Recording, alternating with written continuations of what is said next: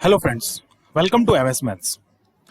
सो आज के हमारे इस वीडियो में हम बात करेंगे इंटीग्रल कैलकुलस के बारे में। ओके और उस इंटीग्रल कैलकुलस में हम देखेंगे डबल इंटीग्रेशन के बारे में। Now in this video we are going to discuss about double integration, द्विसमाकलन इसको हम हिंदी में कहते हैं।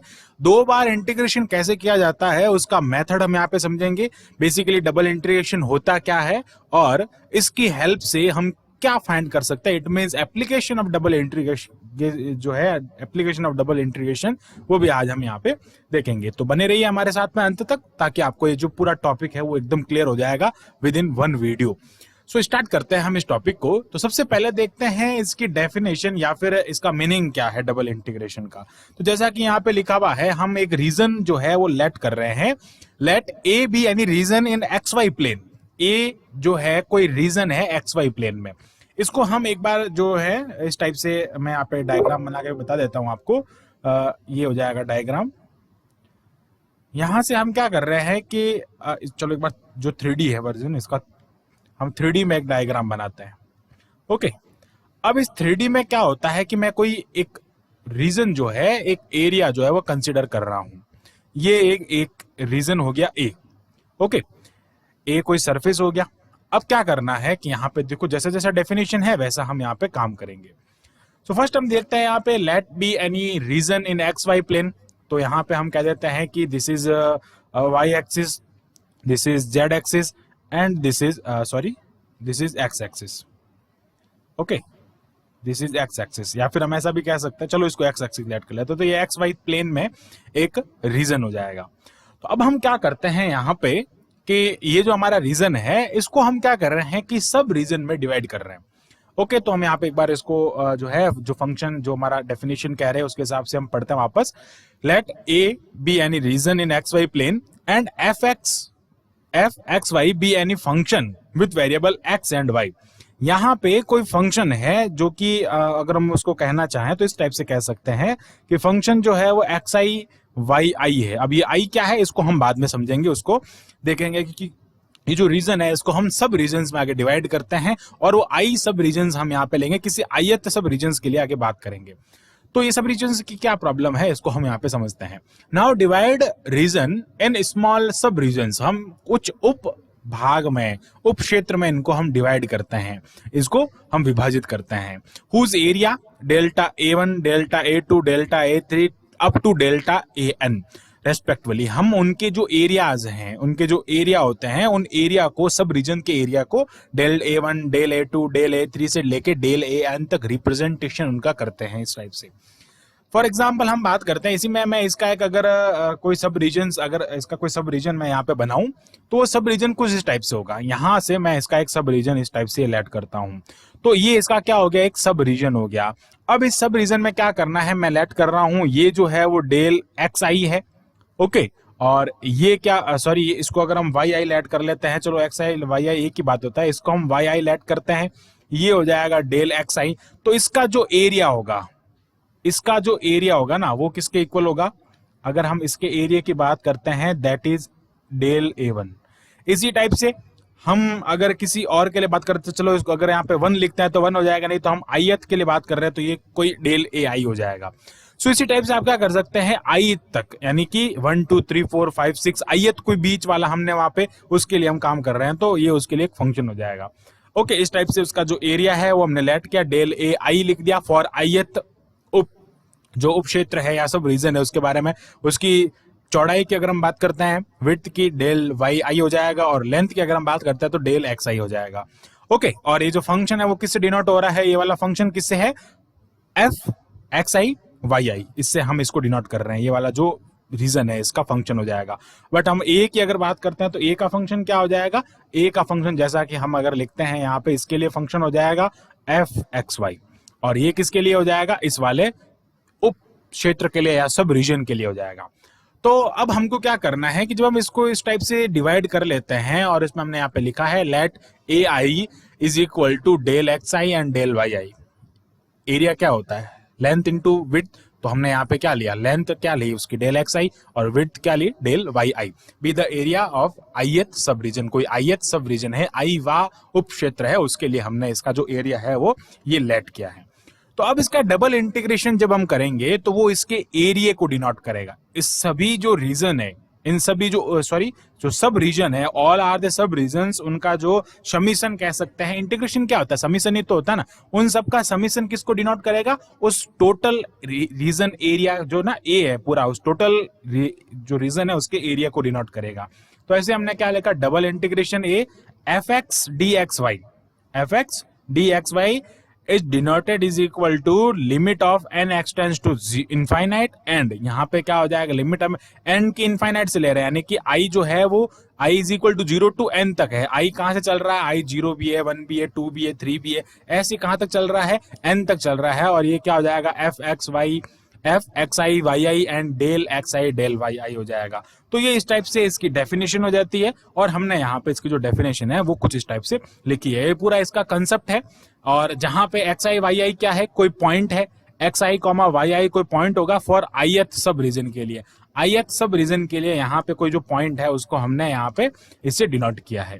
तो आप यहाँ पे पूरा समझ सकते हैं कि डबल इंटीग्रेशन होता क्या है।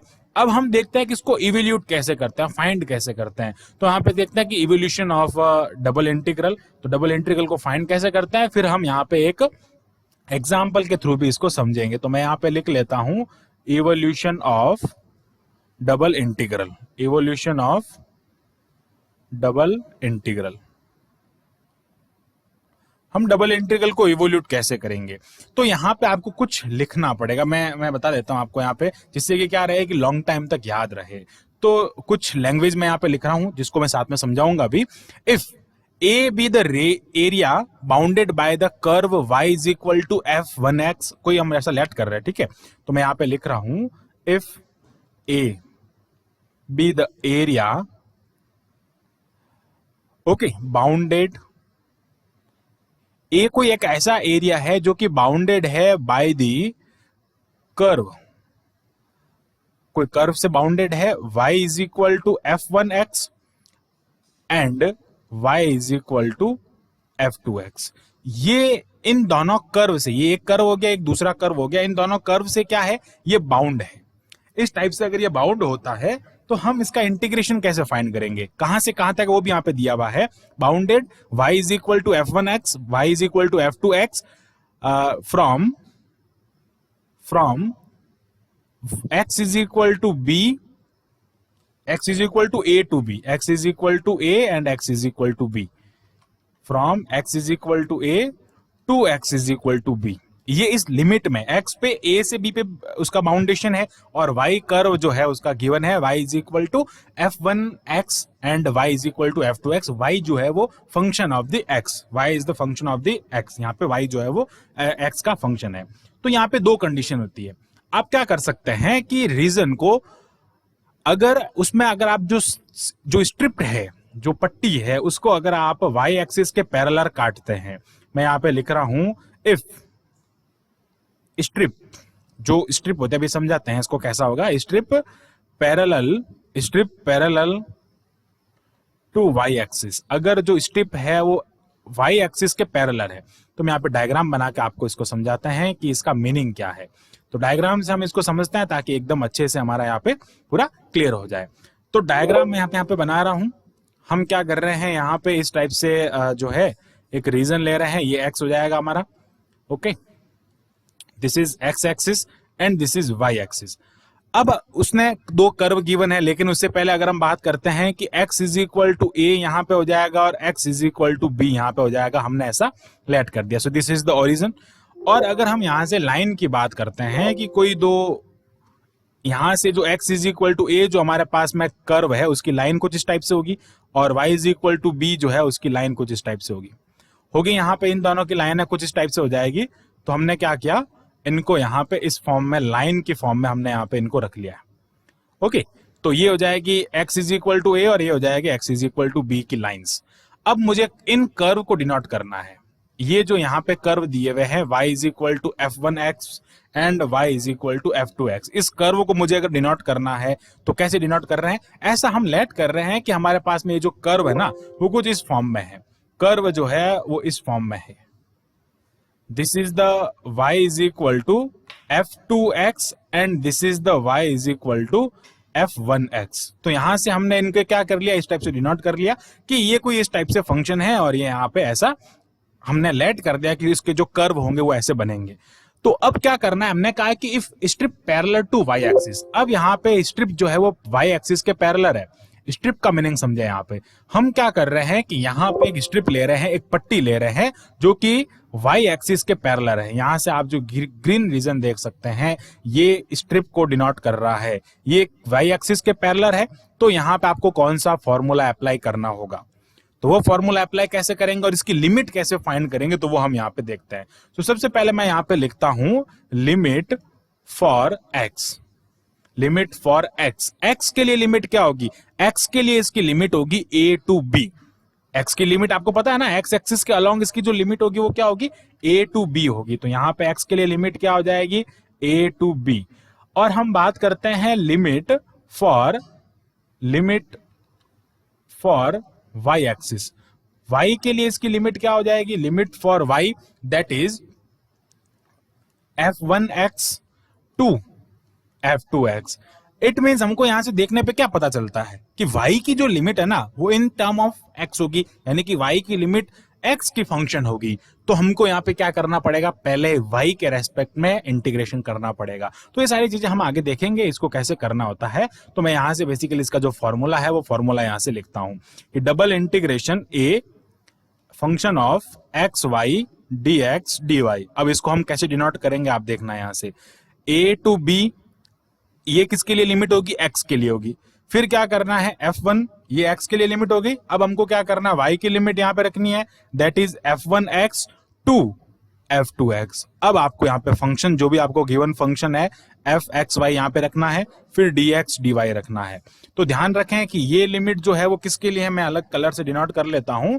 जैसे ये वाली जो लिमिट है वो किसके लिए है, x वाले फंक्शन के लिए है, और ये वाली जो लिमिट है वो किसके लिए है, y वाले फंक्शन के लिए। तो ये दो चीज आपको यहाँ से ध्यान रखनी बहुत जरूरी है। ओके, तो अब हम क्या करते हैं कि इसका इंटीग्रेशन कैसे करना है वो मैं बता देता हूं। यहाँ से सबसे पहले आप क्या करेंगे, यहाँ से जब इसका इंटीग्रेशन करेंगे ना तो a टू b को रखेंगे आप बार, और यहाँ पे आपको इंटीग्रेशन करना है f1x f2x की लिमिट में फंक्शन ऑफ एक्स वाई का y के रेस्पेक्ट में। बिकॉज आप देख सकते हैं यहाँ पे ये जब लिमिट इसका इंटीग्रेशन होगा तो ये लिमिट जब इसमें पुट होगी तो फंक्शन किस में आएगा, x में आएगा ना। तो देखो ये तो वेरिएबल्स हैं, वेरिएबल को अगर पुट करने के बाद में हमारा फंक्शन वो y में ही रह सकता है, या फिर वो मतलब कह सकते हैं पूरा का पूरा y में कन्वर्ट नहीं हो। जब पूरा का पूरा y में कन्वर्ट नहीं होगा उसमें x भी साथ में रहेगा, तो हम y के रेस्पेक्ट में कैसे डिफरेंशिएट कर सकते हैं। तो यहाँ पे सबसे पहले ये जो लिमिट है वो हमेशा x के टर्म में होगी। ओके, ध्यान रखें कि हमेशा जब भी आप इस टाइप का कोई क्वेश्चन करेंगे तो हमेशा x की टर्म में होगी, और इसमें आपको क्या करना है, x y के रेस्पेक्ट में डिफरेंट इंटीग्रेशन पहले करना है और फिर x के रेस्पेक्ट में इंटीग्रेशन करना है। तो ये होगा इसके लिए फॉर्मूला, या फिर जो इसका एरिया हो जाएगा। ये जो आप जो रीजन देख रहे हैं इसका क्या हो जाएगा, ये एरिया हो जाएगा। ओके, अब हम बात करते हैं कि if strip parallel to x axis, यहाँ पे स्ट्रिप जो है वो एक्स एक्सिस के पैरेलल हो जाए, तब आपको क्या करना है, एक्स एक्सिस के पैरेलल मींस क्या हो गया, यहाँ से इसके अपोजिट हो जाए, यानी कि स्ट्रिप कुछ इस टाइप से हो जाए, यहाँ पे स्ट्रिप बने तो हम उसको एक अलग यहाँ पे अलग हम एक डायग्राम से इसको समझते हैं जिससे कि एकदम पूरा ये क्लियर हो जाए। तो अब हम देखते हैं यहाँ पे सेकंड केस में, if strip parallel to x axis, अगर वो एक्स एक्सिस के पैरेलल है, वहां पे वाई एक्सिस के पैरेलल थी, यहां पे किसके पैरेलल हो जाएगी, एक्स एक्सिस के पैरेलल हो जाएगी। ओके, तो हम क्या कर रहे हैं, यहां से इसको एक्स एक्सिस के पैरेलल अगर हम बात करते हैं तो इसका डायग्राम कैसा होगा, सबसे पहले यहाँ पे डायग्राम देख लेते हैं। तो इसका डायग्राम में क्या करना है आपको, यहाँ पे जो लाइंस होगी वो अब कैसे होगी देखना। अब y is equal to c और y is equal to d होगी। जैसा आप देखेंगे यहाँ पे कि x is equal to a है तो और x is equal to b है, तो अब हम आपको क्या करना पड़ेगा, यहाँ पे मैं लिख लेता हूं y is equal to c and y is equal to d आपको यहाँ पे रखना पड़ेगा।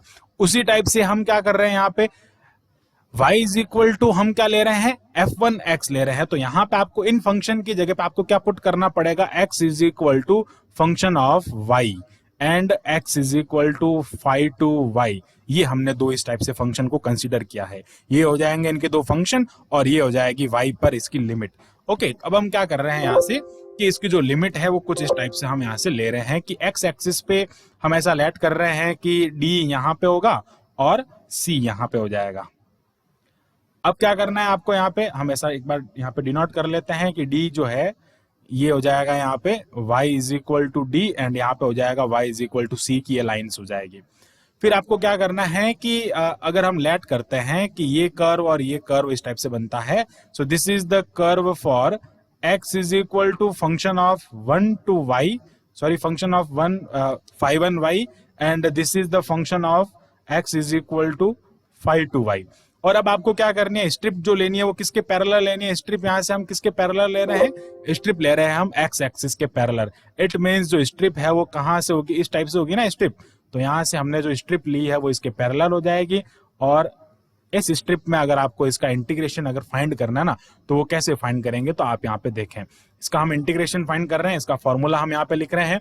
तो फॉर्मूला मैं लिख लेता हूँ यहाँ पे, integration of a function of x y, अच्छा यहाँ से फाइव से हम जो है इसको फाइव से डिनोट कर रहे हैं ना, तो five x y d x d y that is equal to, अच्छा अब लिमिट की बात कर लेते हैं।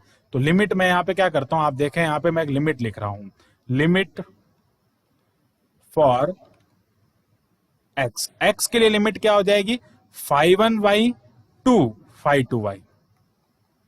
ओके, अब y के लिए लिमिट क्या हो जाएगी, limit for y, y axis की लिमिट क्या हो जाएगी, c टू d, क्या हो जाएगी c टू d। अब यहाँ पे पूरा कंसेप्ट क्या हो रहा है, उल्टा लग रहा है, इसलिए हम यहाँ पे जब इसका इंटीग्रेशन करेंगे तो क्या करेंगे, इसके इंटीग्रेशन में एक चीज ध्यान रखें, जब हम इंटीग्रेशन यहाँ पे कर रहे हैं ना, ये c to d integration of 5 1, okay sorry यहाँ पे हम x की लिमिट को पहले लगेंगे तो ये हो जाएगा 5 1y और ये हो जाएगा 5 2y। पहले हमेशा x की लिमिट रखी जाती है फिर y की लिमिट रखेंगे, that is c to d and यहाँ पे आ जाएगा आपका फंक्शन ऑफ 5 लिख रहे हैं यहाँ पे, चलो 5 लिख लेते हैं, 5 of x y that is x dy। और इसको इवोल्यूट करना है तो आपको क्या करना पड़ेगा, c d को रखना पड़ेगा बाहर और अंदर किसको रखेंगे 5 1y एंड यहाँ पे कौन आएगा 5 2y और यहाँ पे 5, यहाँ पे आपको लिखना पड़ेगा 5 एक्स वाई डी एक्स को अब अंदर रखना है और डी वाई के रेस्पेक्ट में आप क्या करेंगे, इसका इंटीग्रेशन करेंगे। तो इस टाइप से ये पूरा कंसेप्ट यहां तक आप समझ लें कि जो डबल इंटीग्रेशन होता है उसमें स्ट्रिप किस टाइप से ली जाती है। आप एक क्वेश्चन को दोनों मेथड से सॉल्व कर सकते हैं, आप एक्स एक्सिस के वाई एक्सिस के पैरेलल भी स्ट्रिप ले सकते हैं और एक्स एक्सिस के पैरेलल भी स्ट्रिप ले सकते हैं, दोनों मेथड के आंसर आपके इक्वल होंगे। ठीक है, तो बेसिकली हर बार तो हम वैसे y के रेस्पेक्ट में भी बात कर लेते हैं, कभी कभी हम x के रेस्पेक्ट में भी फाइंड कर लेते हैं, तो जिससे कोई ज्यादा फर्क नहीं पड़ने वाला है, आंसर उसका वही होगा जो आप x एक्सिस के पैरेलल में ले रहे हैं चाहे आप y एक्सिस के पैरेलल में लेते हैं, कोई डिफरेंट नहीं आता। अब हम यहाँ से एक क्वेश्चन करके इसको समझते हैं कि इस क्वेश्चन में इसका हम इवोल्यूशन कैसे करते हैं। ओके, हमको यहाँ पे एक रीजन गिवन है a और वो रीजन बाउंडेड है, उस रीजन से एक ट्रायंगल बन रहा है। अब ट्रायंगल किससे बाउंडेड है, y is equal to 0, y is equal to x and x is equal to 1 से बाउंडेड है। तो हमको ये जो है चीज यहाँ पे शो करनी है, आपको फंक्शन दिया हुआ है, बस आपको लिमिट्स पुट करनी है इनमें। तो यहाँ से हमको क्या करना पड़ेगा, मेन काम है हमारा लिमिट फाइंड करना और इस ट्रायंगल को बनाना। तो सबसे पहले हम देखते हैं कि यहाँ से हम ट्रायंगल को कैसे बनाएंगे। तो मैं यहाँ पे क्या कर रहा हूँ, इधर मैं इसका डायग्राम बनाता हूँ ताकि एकदम अच्छे से हमको समझ में आए।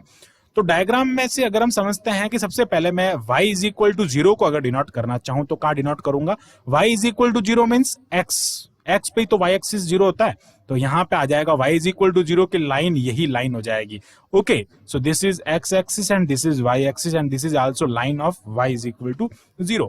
अब अगर मैं बात करता हूं कि x इज इक्वल टू 1, अगर मैं लेट करता हूं कि यहां पे x इज इक्वल टू 1 है, ओके यहाँ पे क्या है x इज इक्वल टू 1 है, तो इसकी लाइन जो होगी वो कैसे होगी, आप यहाँ पे देखें इसकी लाइन कुछ इस टाइप से होगी। यहाँ पे ये इसकी लाइन हो गई यहाँ तक, ऐसा हम लेट कर लेते हैं। फिर हमने क्या कहा कि y इज इक्वल, यहाँ पे क्या दिया हुआ आप देखें, यहाँ पे ये क्या गिवन है आपको, y is equal to x, y is equal to x means ये लाइन कहां से पास होगी, ओरिजिन से पास होगी ना। तो ये लाइन कैसे पास होगी, आप इसको जरा ध्यान से देखें। ये लाइन हमेशा ओरिजिन से पास होगी, 45 डिग्री का एंगल बनाएगी, आप सभी जानते हैं इस चीज को। तो ये यहां से क्या हो जाएगा, y is equal to x हो जाएगा, ये x इज इक्वल टू 1 हो गया, और यहां से आपका देख सकते हैं ट्रायंगल बन रहा है। अब आप स्ट्रिप को x एक्सिस के पैरेलल भी ले सकते हैं और y एक्सिस के पैरेलल भी ले सकते हैं। मैं यहाँ पे x एक्सिस के परपेंडिकुलर या y एक्सिस के पैरेलल लेता हूं। ये इसका ओरिजिन हो जाएगा। अगर मैं बात करूं कि यहाँ पे x क्या होगा, तो यहाँ पे तो क्या हो गया, x इज इक्वल टू 0 हो गया ना। तो हम इसकी अगर लिमिट की बात करते हैं तो हम इसका सॉल्यूशन यहां से स्टार्ट करते हैं और इसकी लिमिट की बात करते हैं। मैं लिमिट फाइंड कर रहा हूं सबसे पहले, लिमिट फॉर x। x के लिए लिमिट क्या हो जाएगी, x is equal to 0 to x is equal to 1। आप देख सकते हैं यहां से यहां तक ये रीजन आ रहा है, और हम स्ट्रिप जो है वो y एक्सिस के पैरेलल ले रहे हैं। कैसे ले रहे हैं आप उसको देखें, यहाँ पे स्ट्रिप हम ले लेते हैं y एक्सिस के पैरेलल। तो y एक्सिस के पैरेलल जब स्ट्रिप ले रहे हैं तो स्ट्रिप कुछ इस टाइप से होगी, ओके, ये ऐसी होगी कुछ स्ट्रिप हमारी। और इस स्ट्रिप में क्या करना है आपको, y इज इक्वल टू यहां से ले रहे हैं ना y के पैरेलल, ये हो जाएगी स्ट्रिप। अब अगर मैं बात करूं limit for y axis, limit for y, तो y के लिए लिमिट क्या हो जाएगी, y के लिए लिमिट को आप ध्यान रखें, y is equal to 0 to y is equal to x, okay. तो हम यहां से y इज इक्वल टू 0 से क्या ले रहे हैं, y is equal to x तक इसकी लिमिट ले रहे हैं।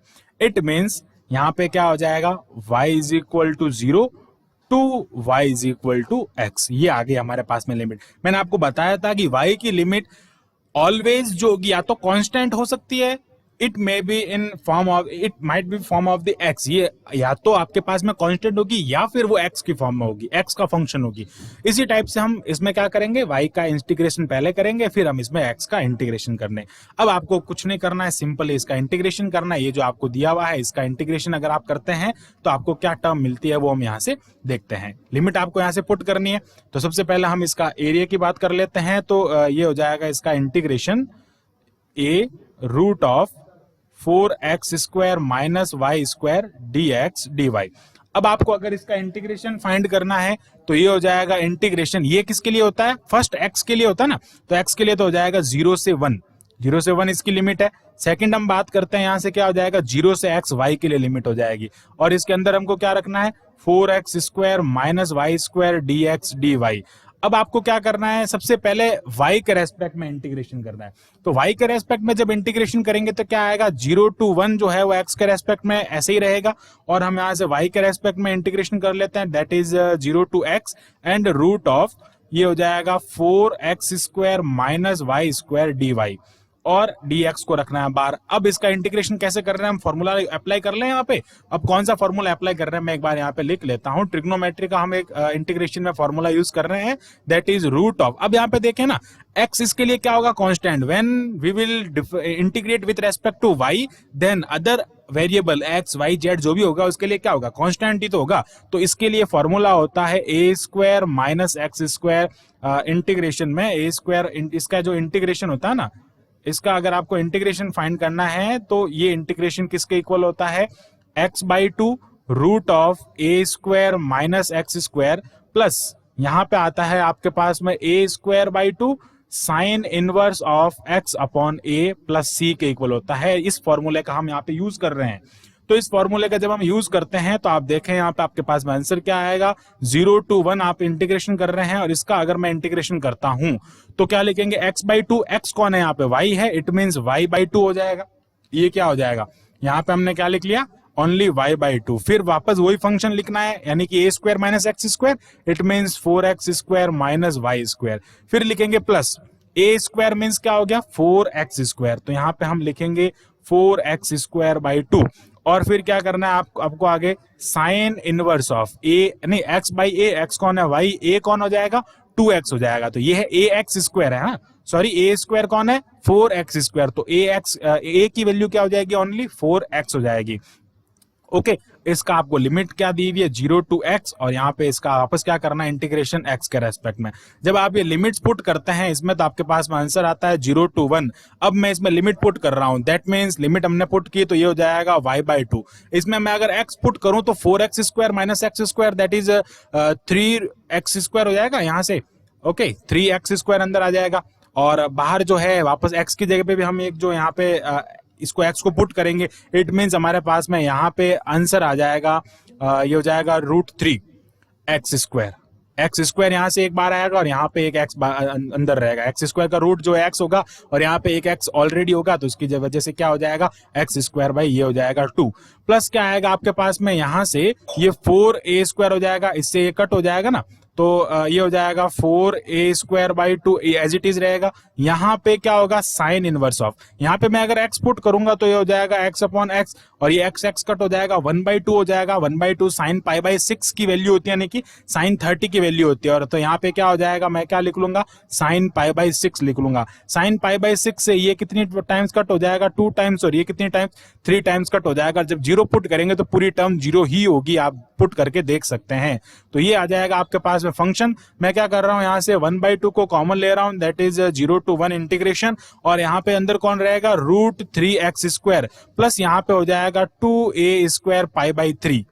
ओके ओके यहाँ पे आ जाएगा 3, और जब हम यहाँ पे आगे इसका इंटीग्रेशन करेंगे तो यहाँ पे आ जाएगा नीचे 9, वो हम आगे देखेंगे। ओके जब अब हम क्या करना है यहाँ पे हमको इंटीग्रेशन करना। ओके हमने यहाँ पे x पुट किया है ना, तो ये a स्क्वायर यहाँ पे आ जाएगा पाई, और ये एक a नहीं आएगा, यहाँ पे x स्क्वायर आएगा। बेसिकली हमने थोड़ा सा मिस्टेक कर दिया, यहाँ पे x स्क्वायर आएगा, क्योंकि जब हम कांस्टेंट टर्म ले रहे हैं ना यहाँ से, तो ये जो टर्म है वो क्या है x स्क्वायर है, ये भी x स्क्वायर है, और यहाँ पे ये भी आप देख लें ये भी क्या है x स्क्वायर है। अब हम इसका इंटीग्रेशन जब करते हैं तो क्या हो जाएगा 1/2। अब हमको क्या करना है x के रेस्पेक्ट में इंटीग्रेशन करना है। √3 एज इट इज रहेगा, x स्क्वायर का क्या हो जाएगा x³ प्लस क्या हो जाएगा यहाँ पे 2π/3 का as it is x square का क्या हो जाएगा x³/3। फिर क्या करना है 0 to 1, इसमें क्या करनी है लिमिट पुट करनी है, तो ये हो जाएगा 1/2। अब हम क्या कर रहे हैं यहाँ पे √3 से इसको अगर कट करते हैं तो ये क्या हो जाएगा x³ अपॉन √3, यही होता है x³ अपॉन √3 हो जाएगा। या फिर हम इसको अगर कट नहीं करते हैं, अगर इसी फॉर्म में रखना चाहें तो ऐसे ही रख लेते हैं, ताकि हमारा क्वेश्चन का जो प्रूफ करना है ना वो एकदम इजीली आ जाएगा। तो ये हो जाएगा √3x³। अब हम अगर इसमें लिमिट पुट ही कर देता है ना, अगर लिमिट पुट करते हैं तो ये हो जाएगा 1/3 प्लस क्या हो जाएगा 2π/3, और लिमिट हम पुट कर रहे हैं यहाँ पे भी क्या हो जाएगा 1/3। जब आप इसमें 0 पुट करेंगे तो दोनों टर्म्स क्या हो जाएगी 0 हो जाएगी, तो ये हो जाएगा 1/2, और यहाँ पे आ जाएगा √3/3 प्लस ये क्या हो जाएगा 2π√9 हो जाएगा। अब मैं यहाँ से क्या कर रहा हूँ 3 को कॉमन ले रहा हूं, बिकॉज आप देखें यहाँ पे हमारा आंसर तो सॉल्व हो गया, बट हमको प्रूफ क्या करना है 1/3 को हमको बाहर रखना है ना, इसलिए हम क्या करेंगे यहाँ पे 1/3 को मैं जो है 3 को बाहर ला रहा हूं, तो ये हो जाएगा 3 × 2, ये हो जाएगा। यहाँ पे हम लिख लेते हैं 3 × 2, मैं यहाँ से 3 को कॉमन लिया है, तो क्या हो जाएगा √3/1 प्लस 2π/ यहाँ पे क्या हो जाएगा अंदर 3 बचेगा ना, 9 का फ्रैक्शन करेंगे तो 3 × 3, तो ये क्या हो जाएगा यहाँ पे 1/3 हो जाएगा, और ये हो जाएगा √3/2 प्लस क्या हो जाएगा 2π/6। जब 2 अंदर जाएगा वापस तो मल्टीप्लाई होगा ना, तो 6 हो जाएगा, तो ये हो जाएगा 1/3, और यहाँ पे हम इसको क्या लिख सकते हैं, हमने इसको कट कर दिया तो ये क्या हो जाएगा π/3 प्लस √3/2। यही तो हमको प्रूफ करना था, आप देख सकते हैं, ये देखो यहाँ पे ये हमको प्रूफ करना था 1/3 π/3 प्लस √3/2, तो ये वो हमने यहाँ पे प्रूफ कर लिया 1/3 π/3 प्लस √3/2। तो ये इसका सॉल्यूशन है। बस आपको एक बार इसका जो कंसेप्ट है वो समझ में आना चाहिए कि लिमिट कैसे फाइंड करता है। अगर आपने लिमिट फाइंड कर ली, फिर आप y के रेस्पेक्ट में इंटीग्रेशन करें, फिर आप x के रेस्पेक्ट में इंटीग्रेशन करें। अभी इस क्वेश्चन को हम अलग एक और फॉर्म और भी कर सकते हैं। अगर हम स्ट्रिप जो है वो x एक्सिस के पैरेलल लेते हैं तो हमको क्या करना पड़ेगा, पहले x के रेस्पेक्ट में इंटीग्रेशन करना पड़ेगा, फिर y के रेस्पेक्ट में इंटीग्रेशन करना पड़ेगा, जहां पे आपके पास में x की जो लिमिट है वो y के फंक्शन में होगी। आई होप आपको ये जो क्वेश्चन है वो समझ में आया होगा। ये पूरा जो डबल इंटीग्रेशन का जो पूरा मेथड है, पूरा टॉपिक है वो समझ में आया होगा। हमने एक वीडियो में पूरे टॉपिक को कवर करने की कोशिश की है, इसलिए थोड़ा वीडियो लंबा हो गया। So thanks for watching this video, keep watching MS maths and subscribe the channel MS maths.